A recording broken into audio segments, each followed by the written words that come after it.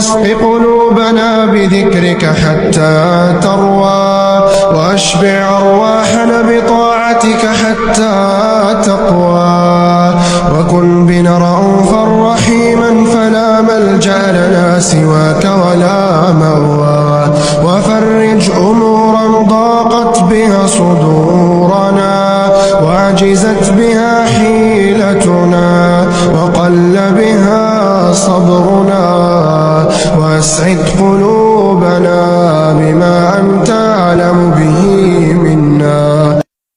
اللهم صبحنا صباحا تنشرح فيه الصدور، وتقبل فيه التوبة، وتتسع فيه الأرزاق. اللهم اغسل قلوبنا من أوجاعها، وارزقنا من فيض كرمك سعادة لا تنقطع، يا خير من سئل وأكرم من أعطى، يا حي يا قيوم.